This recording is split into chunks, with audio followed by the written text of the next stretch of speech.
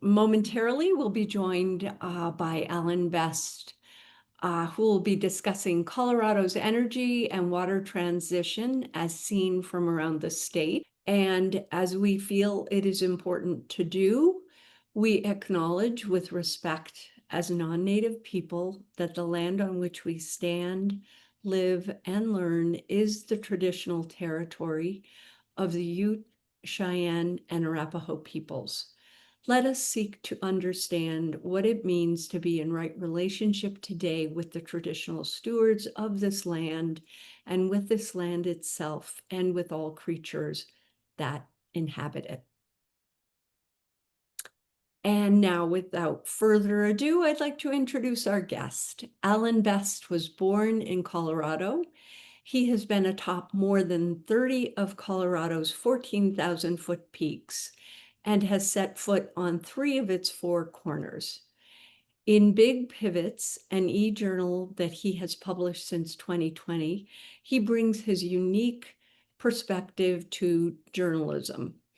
With the motto, Energy and Water Transitions in Colorado and Beyond, he speaks about both water and energy issues from the perspectives of the broad expanses between the 4 corners of Colorado. We really appreciate Alan taking the time tonight to share some of his insights on these important topics. Also, we love to throw in a fun fact about our speakers, and I have 2 about Alan. One is that his household does not have a TV, and he has been to all of Colorado's 64 counties. And with that, Alan, please take it away, and thanks again for joining us. Thank you, Mary. Hello, everyone. And it is my pleasure to share with you a little bit this evening some of my journeys in the last 3, 4, 5 years when I set out to write about Colorado's energy and water transitions. And from the outset, I very much had in mind, yes, being able to tell stories from around Colorado. It's not just a Denver story. It's not just a Front Range story. It's a Colorado story. Let's start out. Where in the heck is Walsh? I'd like you to ask yourself, you don't have to answer, of course you can't, but where in the heck is Walsh? You know where Walsh is? I will have a little poll here later on, and I would like to know how many of you do know where Walsh is? Well, here's a clue.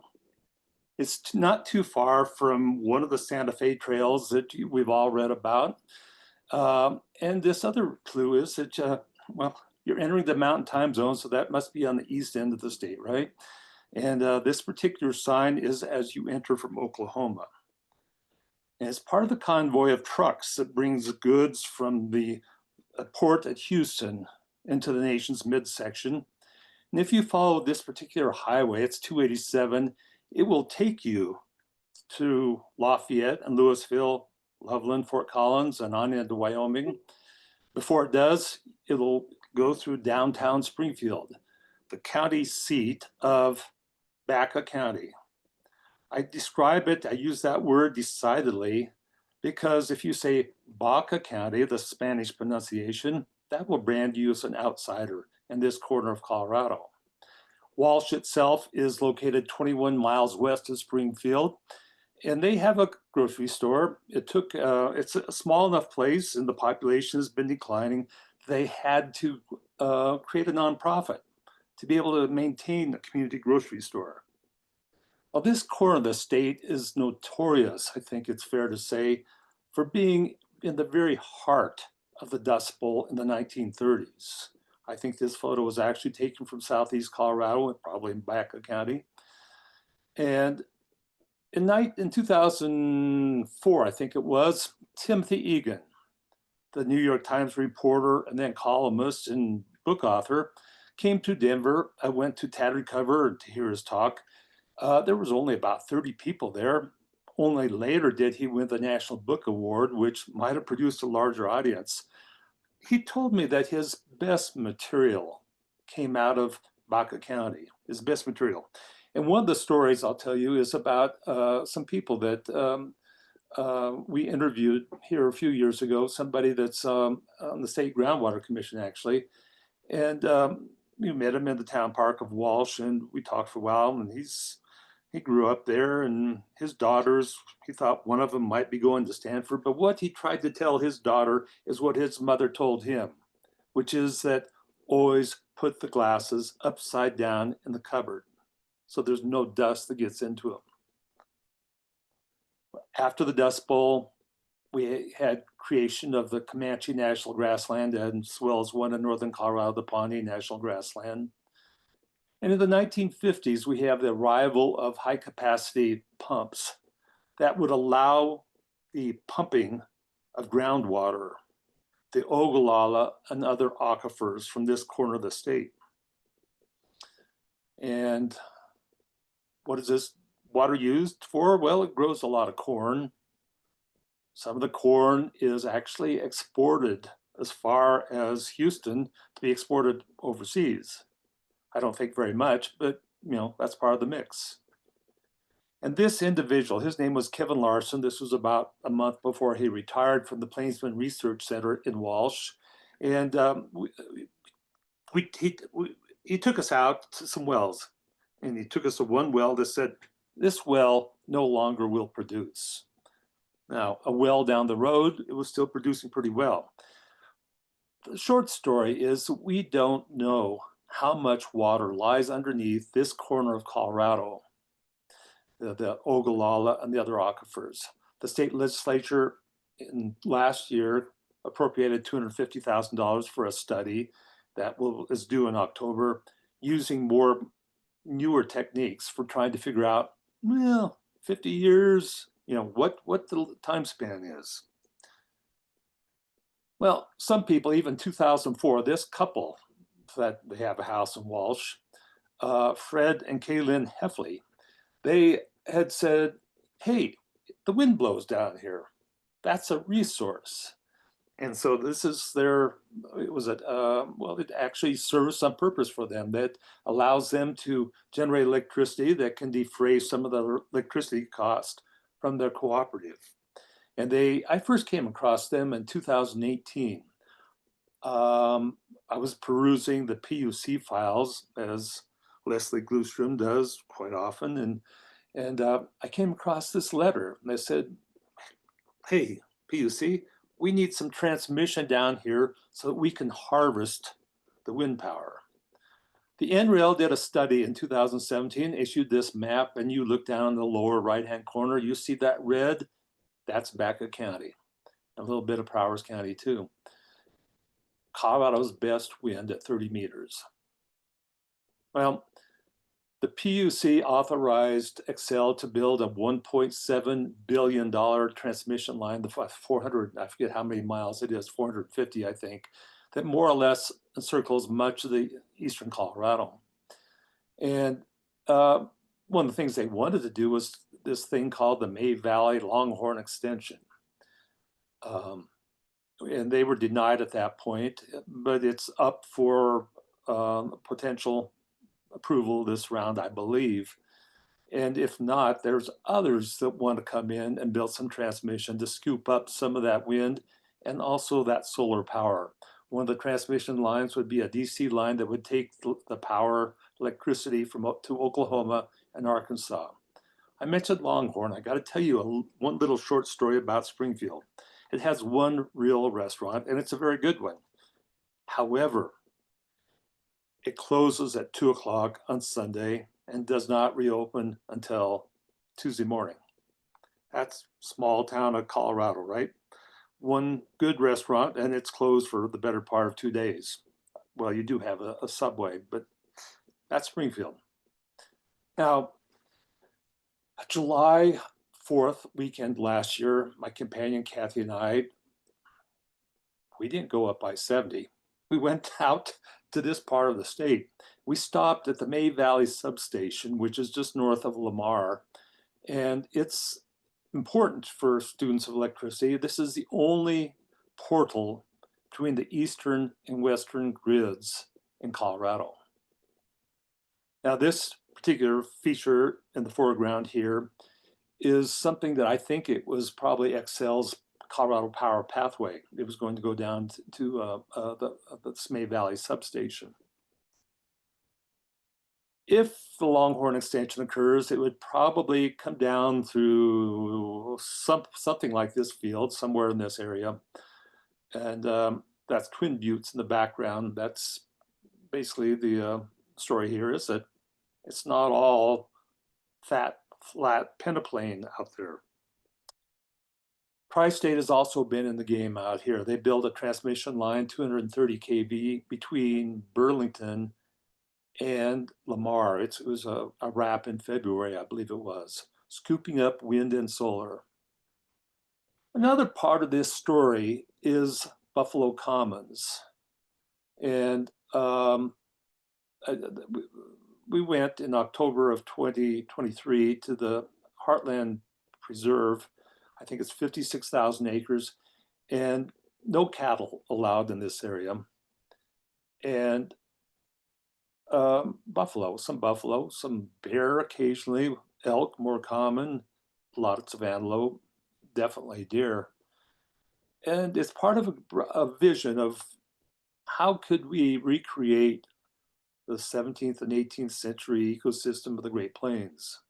I just had somebody yesterday who lives out there said, won't happen.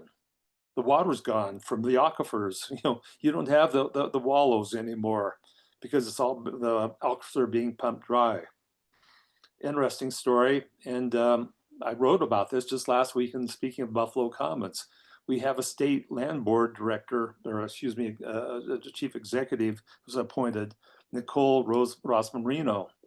And she had been in various capacities, but she's very much of, well, she called it the American Serengeti. A lot of people do the Great Plains. The story is yet to be determined on what will happen out there. Again, the one major thrust of this story is, will renewable generation come in to replace the pumping of the Ogallala Aquifer in this corner of Colorado? Now moving across the state to, well, this is the Craig generating station.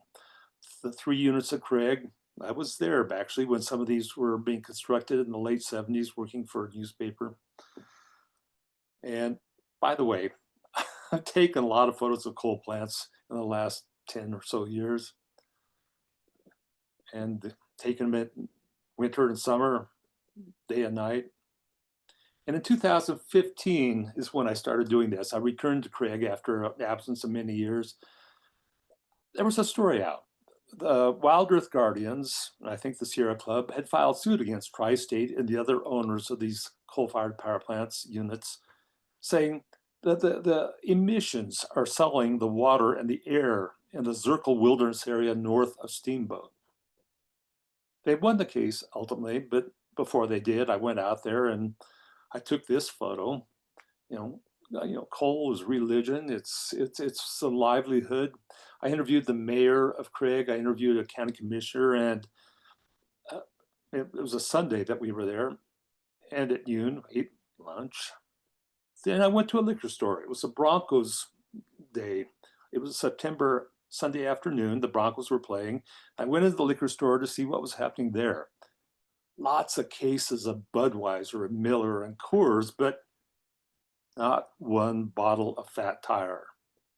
The reason being is that New Belgium Brewery out of Fort Collins had helped underwrite some of the work of Wild Earth Guardians. When word came out, no more Fat Tires in Craig. A year or two later, 3 years, something like that, we were up at Craig for a weekend, and I stopped to take this photo. And a guy came running out of the guard shack. "You get out of here. You're crossing private property," which I seriously doubt. This was along a county road, right? But that was revealing of the tensions at that point. They didn't want to be noticed. They wanted, the world to go away and allow them to continue doing what they were doing. And another coal-fired power plant photo. Well, you know that very quickly with the new chief executive of Tri-State, Dwayne Hiley, they made the decision, hey, we're going to close these coal-fired units in Colorado. They don't pencil out. And we had that raft of legislation in 2019 after Jared Polis was elected governor and Democrats gained a majority in the state Senate. And one of those bills was about just transition. And of course, I don't think I need to remind anybody in this audience what that's all about, but just the same, the whole idea is that we're not going to force the coal-based communities of Craig, Hayden, Pueblo, Brush, to just figure it out on themselves. We're going to lend a hand. And the long answer is that we're still trying to figure out what that means exactly and what's fair. Governor Polis, they had some meetings in Craig in March of 2020, just after I started Big Pivots, and I went up to listen, and the governor was going to be at this shop in Craig, a small boating shop. I went, and it was just the two owners, the governor and me. That's all that was there. Then he went off to the meeting to hear people say, don't do this, don't close the coal plants that afternoon. And then that was the same day that COVID arrived in Colorado, by the way. An evening or two before, there was a meeting in Hayden by the airport, and among those that was there to listen was Will Torr, who you will see with the whitish hair in between the individuals here in the foreground. And I talked with, on that trip, I talked with Jennifer Holloway, who runs the Chamber of Commerce in Craig. Now, her grandfather, I think, had been killed in the coal mine at Mount Harris, which is located between Steamboat and Hayden. But Jennifer said, no, we're going to have to change. We'll have to figure out something else to do here. She likes living in Craig, I think, but no, we need to figure out something. So there was a mixed bag of acceptance about what would go on there. And I think that there's still some of that today, although there's broader acceptance. Here's the 20-mile coal mine, which is located between Oak Creek and Hayden. And they used to send coal trains through the Moffat Tunnel and past my house in Arvada. Most of the coal goes to the Hayden power plant. Peabody, the owner, hasn't said definitively what will happen, but it's hard to imagine that this coal mine will continue in operation. That's the Hayden power plant. And as part of the just transition meetings that the PUC has held in Pueblo and I think in Denver, they held a meeting on May 1st and in Hayden. And this individual, Tony Peroulis, was among those who showed up to say, he said, I'm a MAGA guy, I'm a Trump supporter, and you shouldn't close that coal-fired power plant. Others said very different things. We had some, hey, we'll figure this out. One of the people that's figuring it out is an individual named Matthew Nandisco. He's the manager, town manager for Hayden. And the plan he's put together with his team in the town is the idea of a business park near the power plant and near the airport that would be fueled by geothermal. They got a long ways to go, but they've already gotten quite a lot done. And they did get a state grant, by the way, to help further their efforts. Another individual that is figuring out his future is this Matt Cooper. And he, he's a native son of that area. He works at one of the coal mines, Colawile coal mines, south of Craig. His two sons are also working coal in Northwest Colorado. But he said, well, change is coming. His idea is that, and he's formed this business, is he just hasn't done too much of what he's going to be doing, which is dig wells for geothermal, for things that I'll be talking about later. But we went up and talked with him on May 2nd, I believe it was, or May 3rd, and very nice guy. We'll see how that turns out. But coal is definitely coming up in our rear view mirror. Now to Northeast Colorado. Again, the Ogallala, again, mining the Ogallala. and this time in the Republican River Basin. I have to add that no, this is Republicans in the state legislature did not name this basin. It was named by actually the French fur trappers in the 1700s. I just discovered that. The river originates in Colorado. I call it a river. That's kind of like no, it's not much of a river, and I'll explain some more of that later. But it originates up at the headwaters about 100 miles east of the Front Range, and they get 17 inches of precipitation a year. But most of the water that goes into the Republican River originates from the aquifers. Now you can get an idea where we're talking about here. Cheyenne Wells on the south, Julesburg on the north, and on the east end, Lyman. In this area to the south, around Siebert, this yellowish area, hey, they're already going dry there. These green things all represent wells, and I think there's actually a lot more wells than is shown here. That's the area, and we have at play here a compact that was drawn up in, let's go. Yeah, the history is that in 1942, we have a compact between Colorado, Nebraska, and Kansas, governing the waters of the Republican River and its tributaries. And I'll move ahead just a little bit. As in southeast Colorado, we end up with the arrival of high-capacity pumps and rural electricity. Oh, hey, we can pump this water and grow lots more corn than we did before. Corn will grow much higher. We can make a lot more money, right? Well, one of the markets for the corn is this ethanol plant just east of Yuma. Most of the corn goes into the bellies of livestock, including these dairy cows near Holyoke. And this, I said the Republican River, not much left to it. This is as it flows through Ray. However, in the wintertime, this is the river as it flows into Nebraska.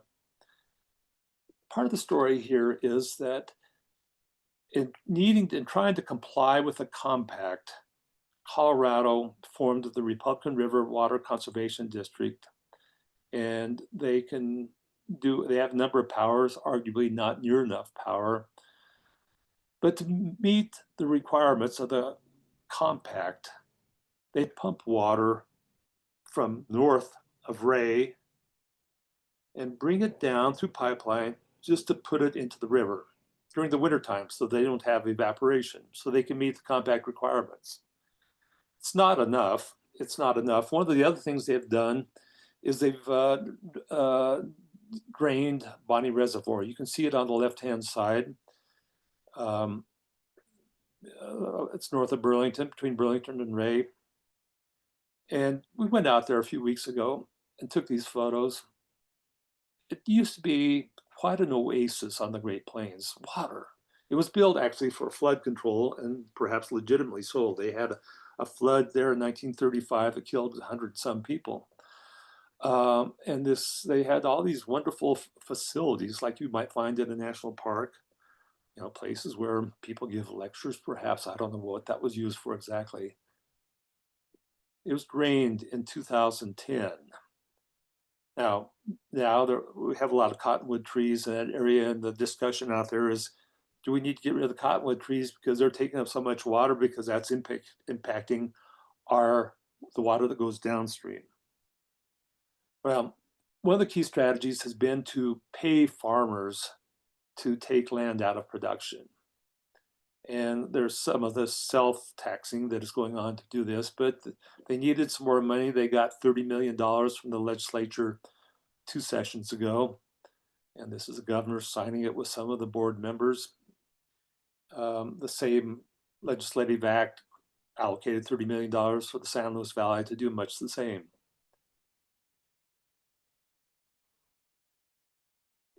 A lot to be decided yet about this. The story really rivets me about how are they going to figure out how to do sustainable agriculture out there? How will these little towns survive when the irrigated agriculture pays so much more in the way of property taxes? How will they maintain some economic vitality? Certainly they are getting some renewable generation, but how can that water be put to best purposes? Now I need to move finally to the southwest corner. Glimpses of southwest corner this is Durango right here. Um, and this individual is Lorelei Cloud. I actually took this photo in downtown Denver a few years ago. She had just been appointed to the Colorado Water Conservation Board, the key water making policy board in the state. Now, just a few months ago, she was named chair of the water state water board. The story being that she grew up in Ignacio she's a Southern Ute, and the Native Americans they're on stage now. You know, they're even 10 years ago they were not. 15 years ago, definitely not. They were not. Their water rights in the Colorado River Basin and elsewhere around the country, even though recognized by the Supreme Court more than a century ago, their rights to the water that had been accorded when they were put on reservations were not really fully recognized. That's changing. This is the Ute Mountain Ute Reservation, and the individual here is Michael Salzar. He's the number 2 in the Bow and Arrow Farm Corporation, or whatever it's called.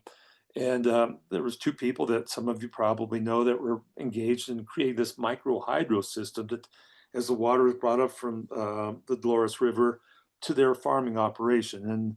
And some of you probably, Sam Anderson, as well as Tim Olson. Sam Anderson working for the Department of Agriculture, State Department of Agriculture, and Tim Olson, a consultant.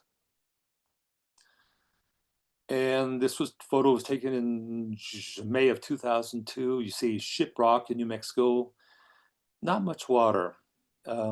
Southwest Colorado's been hit hard by climate change, and it's going to probably get much worse. But this is sleeping Ute Mountain, but the takeaway is that the Utes are not sleeping by any means. Now, in the time remaining, I just a few skip around the state just a little bit. Holy Cross Energy at their annual meeting last June. This is Dave Monk. He's the chair of the board. And this is Brian Hannigan, who I believe spoke to you in 2021. He came in 2017. I was monitoring the Mountain Town newspapers very closely at that point. I saw the story of the Aspen Times. I said, oh, this is interesting. This is interesting. I knew the guy that had been there before, Del Worley. He was a decent guy. But Brian Hannigan, coming from NREL, I just knew that there was going to be a really interesting story here. And I think it's worked out that way. They've adopted a goal of 100%. And in October of last year, they inched over 90% for the first time, as they were able to bring across wind from some wind assets, basically out there by the Republican River Basin, across the Continental Divide to their customers in Aspen, Vail, Battlement Mesa, those areas. And they repeated that in April and perhaps in May too. They believe that they'll be able to be north of 80% of renewable generation in 2025. This compares with 50% just 3 years before. Big leaps. And now, how do they get to 90% on a full-time basis and 100%? Well, lots of things going on. Their battery storage in the houses that they're fostering, they had to have a certain moratorium on it because they didn't have the supply chains that they needed. But that's one of the operations, one of the strategies to try and create this as they move forward in the more difficult last 10 to 20%. Brian had another idea too. He wants to get engaged with the geothermal. He sees renewable generation being stored in geothermal projects. And there was a geothermal conference in Glenwood Springs just a week and a half ago. And those are the people that stayed there to the end. I think there will be other geothermal conferences around the state. A lot of things going on. Um, One of these people engaged that spoke that morning was Kathy Hunan. Um, or maybe it's Hunan, I can't remember. Anyway, she's grew up in New Hampshire. She worked for Google. She was in Virginia, and her job was to look around for business opportunities. That was about 2015 when geothermal came across the horizon, and she got interested. In 2017, they created the company, which Dandelion Energy. And in April, they had a big announcement in southwest metropolitan area of Denver. An agreement had been reached with Lennar, the production home builder, to build 1,500 houses in 8 different areas of metropolitan Denver with geothermal wells, 300, 400, 500 feet deep. And one of the key things that she said here, is what, as she had told me 2 days prior, was that she'd had other builders approach her and go, hey, maybe we could work with you. To me, that was a big, big story when the announcement was made. The ramifications of the big budget bill may dwarf this ultimately, but this was a breakthrough. Now we're going to see some homes built that don't have natural gas lines. It's a somewhat complicated story about why this is all coming to being. I'll be writing about that very soon in Big Pivots. This is the demonstration site where the governor and Will Torr and everybody else showed up.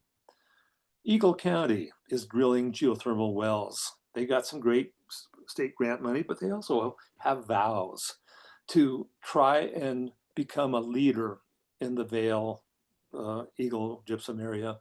And they're doing it partly through this geothermal heating system and cooling system. The wells are being sunk. We stopped there a week and a half ago.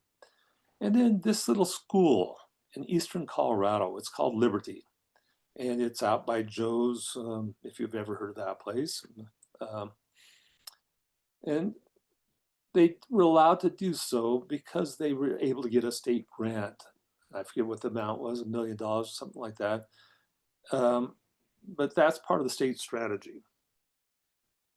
This building in Golden has had geothermal since 2002. And now Golden, by the way, is planning geothermal for a new community building, as is Coors. Now I need to mention Crested Butte. It's a story that I haven't really got across the finish line, but it's a very interesting one. It was kind of flared up again the last year or two. It goes back in history. It goes back to the 1970s, and I actually worked at a molybdenum mine, believe it or not. And one of the things that was happening was there was all this boom, this demand for molybdenum to create the strengthened steel. And so AMAX, a company that has since been swallowed by another company, had the idea of, oh, there's great molybdenum ore, molybdenite, in Mount Emmons, just outside of Crested Butte. And you can see Cement Creek on the left and actually on the right as it comes through Crested Butte. So Crested Butte assembled a team to try and figure out how do we preserve what we need to be a viable tourism, recreation, mountain community of the future. And one of the people they hired was Rod Profit, who, by the way, is on the board of directors for Big Pivots. And he helped them come up with a strategy that had proved to be part of the strategy that has succeeded. They delayed things, and now it appears that there will be no minimum moly mining. I always stumble over that. No more moly mining in the future of Crested Butte. Finally, I want to mention Steve Andrews, who many of you know. He, after he got back from Vietnam, he found his way to work for CERI until Reagan pulled some funds. But he stayed active in the energy world. He's still very active. But I would say it would be semi-retirement. His wife was a school teacher. They built this house along the banks of the Arkansas River near Florence. and you can see solar panels, of course, but it's the key principles of passive solar and energy efficiency. The evidence, the storyline there is it can go an awful long ways. Finally, I need to recognize my partner in almost all of this. He or she stands on the corner in Southeast Colorado. She's been to two other corners of the state with me. Thank you for your time. I would love to hear your thoughts as well as your questions. Thank you very much, Alan. This is Chris Hoffman with Empower Our Future, and I'm encouraging people to post their questions, put their questions into the chat. And as we wait for some of those to arrive, Alan, several different things. One is just sort of a clarification on some of the last parts you were talking about geothermal. And I wanted to just clarify whether that was geothermal as in a ground source heat pump, or geothermal as in we're drilling down to get hot water at depth and pull it up. Could you just clarify about those? Most of the activity in Colorado has to do with the geo exchange, mining the heat close to the surface of the ground, but about 8-10 feet down. You can get a constant 55 degrees, go several hundred feet down. And as some makes sense in some cases, if you don't want to move a lot of dirt, that certainly makes sense. However, there, in the case of La Plata Electric and Holy Cross Energy, is they just put out requests for proposals. And one of them, Holy Cross, actually, I think, has got theirs in at this point. But they mentioned we would be very interested in geothermal for electricity. There's just so much going on there. I hear some other people say, no, this enhanced geothermal or whatever we want to call it, it doesn't make sense here. It might make sense in the Great Basin Desert, Nevada. It's already in play in a little bit in Utah and definitely in California. But Colorado's, it doesn't make sense here. We'll see. But okay, so just to summarize, it's mostly like a ground source heat pump where you're using the steady yes, temperature under the ground yes. to run a heat pump. But sounds like there's some interest in exploring for going deeper and actually tapping in hot water that could be used to generate electricity directly. And it sounds like more of that interest is in other states and not here in Colorado. We have one question that's come in from RJ Harrington. He says, thanks, Alan. Do we know how many of the coal mines referenced are being forced to stay open under the Energy Emergency Executive Order? RJ, I don't have the answer for that. You're ahead of me on this. Okay. So another question that's come up is, Alan, if you've been to four corners of the state, you talked about the four corners, and most of the Empower Our audience, or much of it, is based in the Front Range. And for our enlightenment, would there be a way you could just summarize in a sentence or two what people in each of the four corners would like the people in the Front Range to really understand, so that they know what's and be able to appreciate what's happening in the other parts of the state? Like, from the Southeast Colorado, we want you on the Front Range to understand what? How would you summarize that? I don't know that I can speak for people from the four corners of Colorado. However, I would venture a guess, which is, Okay. and you can get this by looking at a lot of the demographic data. We're pretty affluent here along the Front Range. It's a scratchier living in some of these four corners. Now you go up to Craig, coal miners are making $80,000, $120,000 a year. Not a bad living, and they don't want to be living with lots of neighbors like I do and probably you do. They like it out there. However, there is this idea that existence is a little bit sketchier here. I think that would be one of the messages. Uh-huh.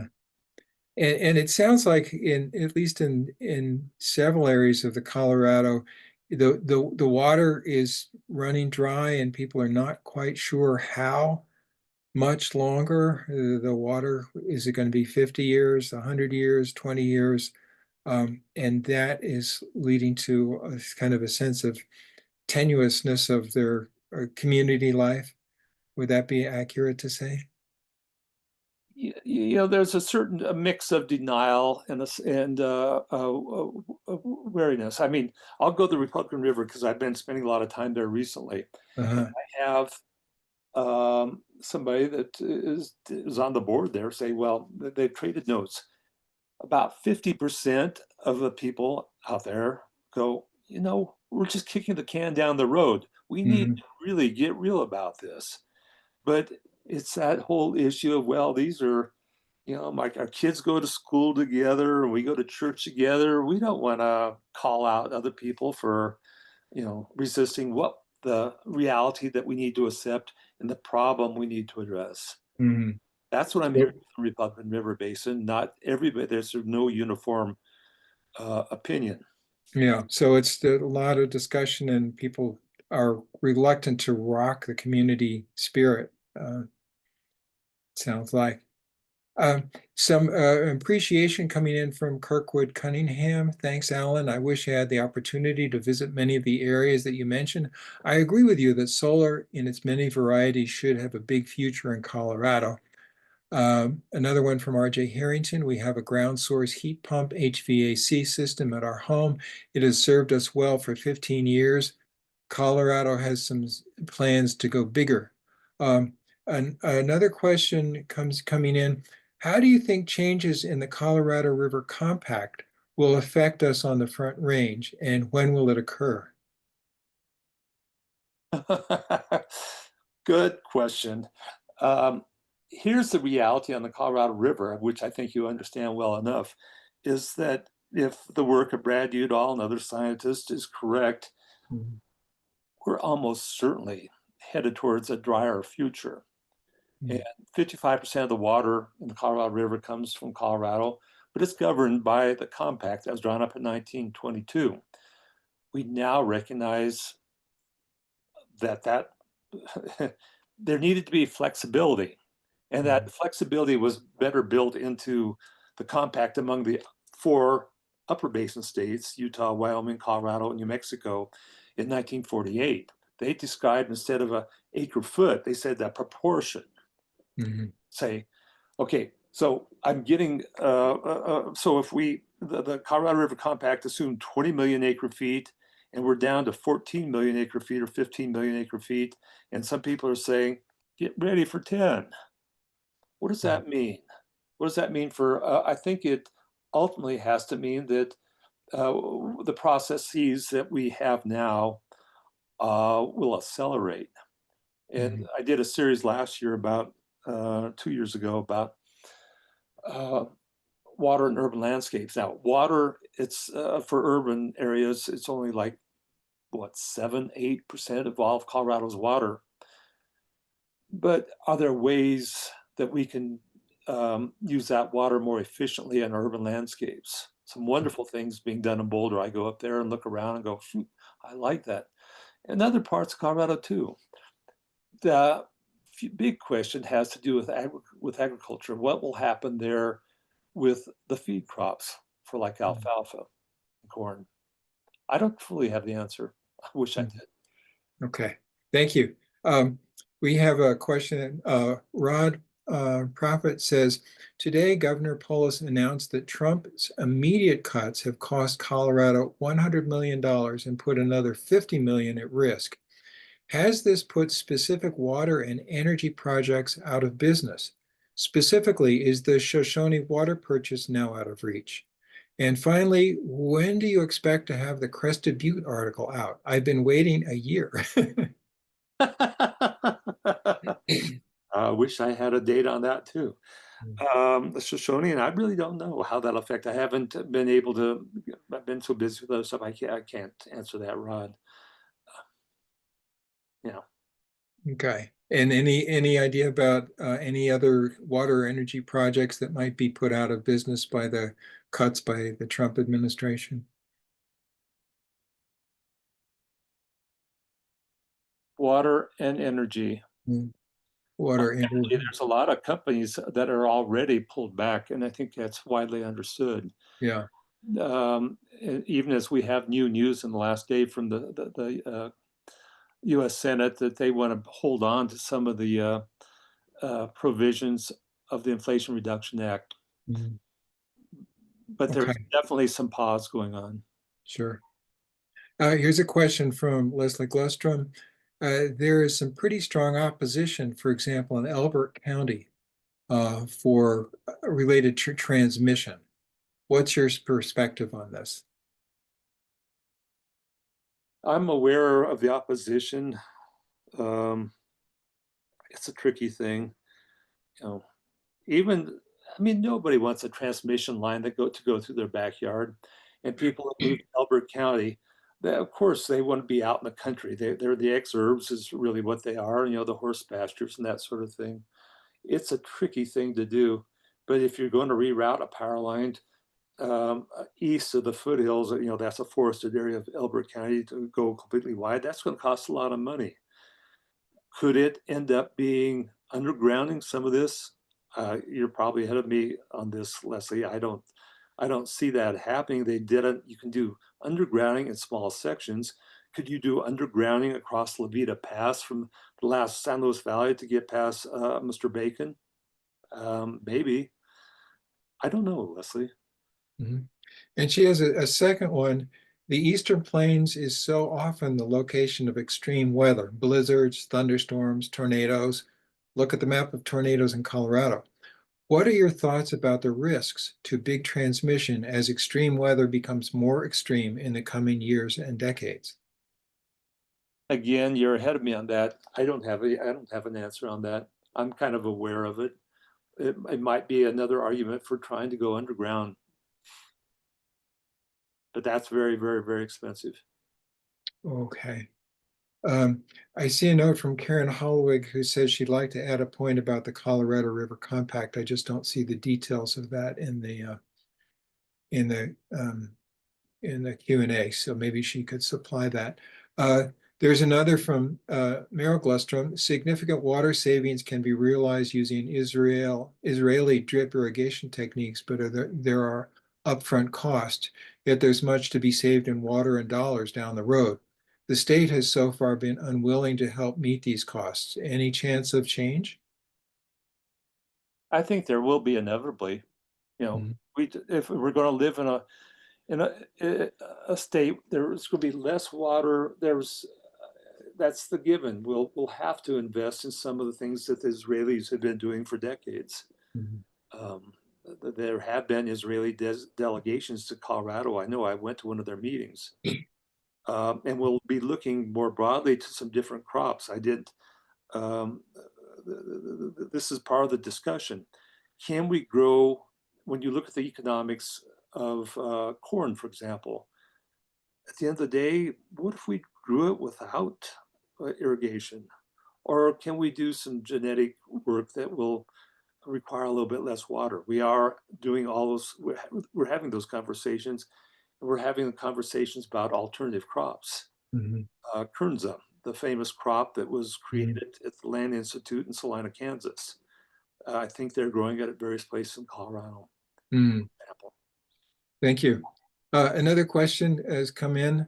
I'm wondering if Alan has information about the Carbondale geothermal project.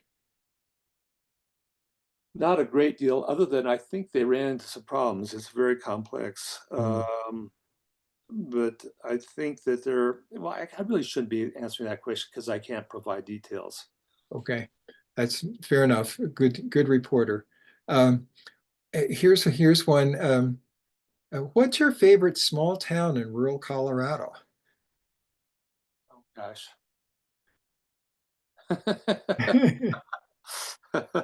What's my favorite small town in Colorado? Uh, I'm fond of lots of different places for various reasons. Uh, Uh, I guess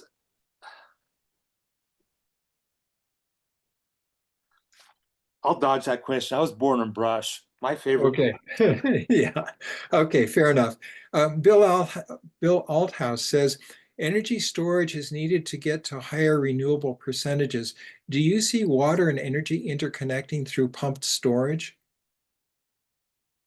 I think that's what Brian Hennigan's thinking down there in over in Uh-huh. Ross. Okay. Now, the broader question that you're asking, though, is we have a pump storage project now. The largest, I think, storage even now is by Georgetown and Quinella Pass, 275 megawatts, if I remember right. We had one proposed down by Canyon City in Florence, which I don't think that's gone anywhere. And then we have in the Yampa River Valley, we have at least two or three that are pretty active. However, they're long term. That's what they'll tell you is that, hey, these are, pump storage hydro is 10 years to make this Mm. happen. There may have been one down in Southwest Colorado too, but I could never dig out any details on that. Mhm. Well, I would like to think that that could be part of the answer.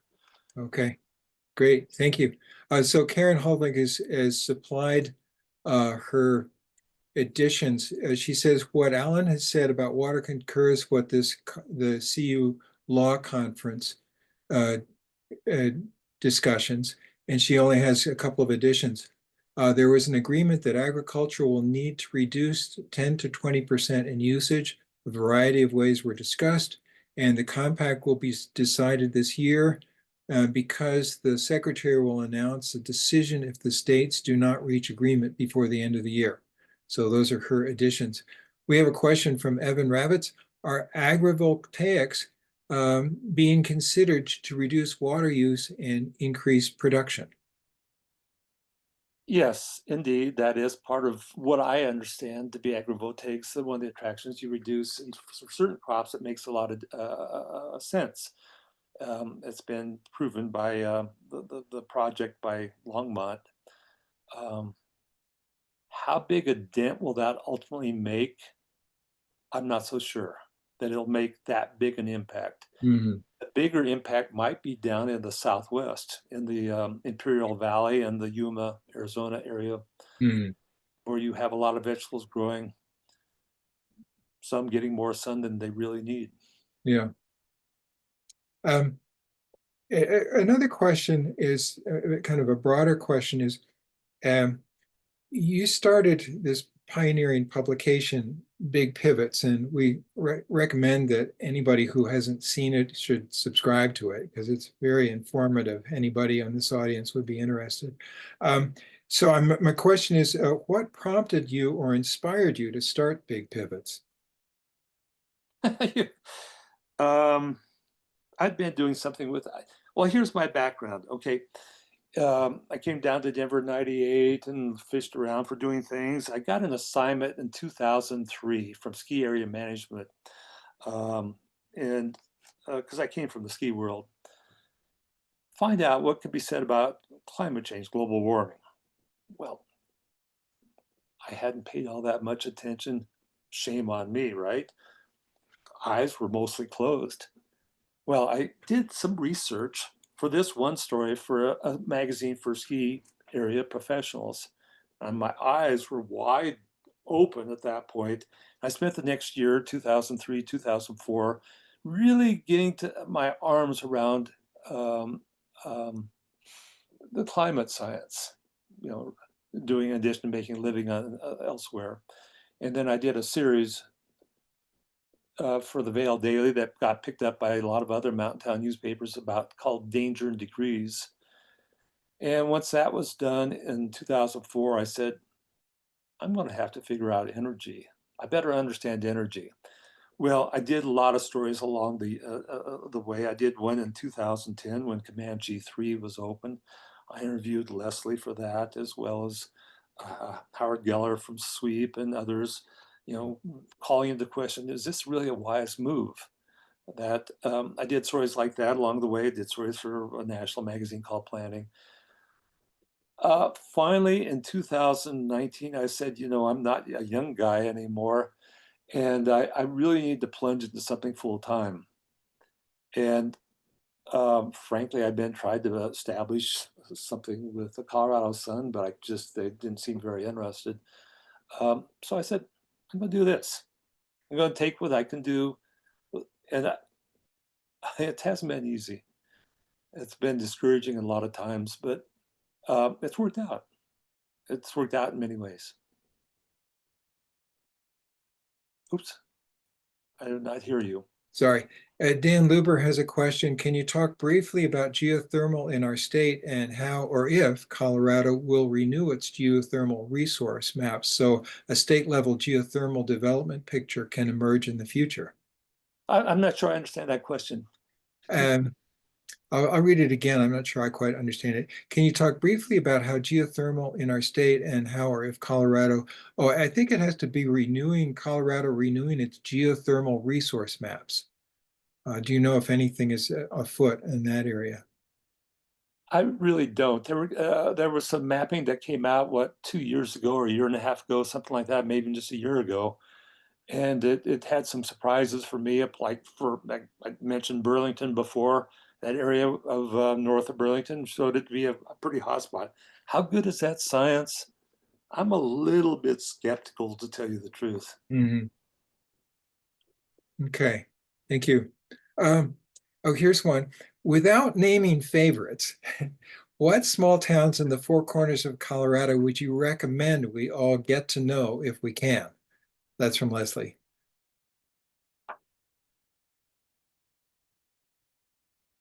Well, Leslie, I've identified why I'm drawn to the story down in southeast Colorado and why I'm drawn to the story in the Republican River Basin.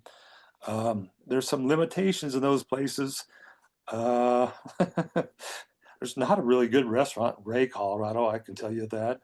And let's see, we've got those issues. Cortez, I'm intrigued by Cortez because I don't understand Cortez yet. You have that interplay of Native American culture. You have some really interesting people there, and you've got, the people that, well, I think reactionary is the word that might describe some residents of that area. That area intrigues me of how do the different cultures integrate there. Mhm. Okay. So I see we're at the 7 o'clock hour, and I'm going to turn it back to Mary just to um, uh, uh, give us previews of coming attractions and do some summarization, and just point out there's some thank yous coming in from the Q&A also. Great stories and photos and history. Only you could do this. Thank you. Mary? Thank you. And yes, thank you so much, Alan. Really fascinating. I want to take a moment now to also thank the other Empower Our Future communication team members who are integral to making these Empower Hours happen. They are Paul Cullen, Chris Hoffman, Steve Whitaker, and Julie Zonizer. Again, thank you, Alan Best, and thank you so much to everyone who joined us tonight.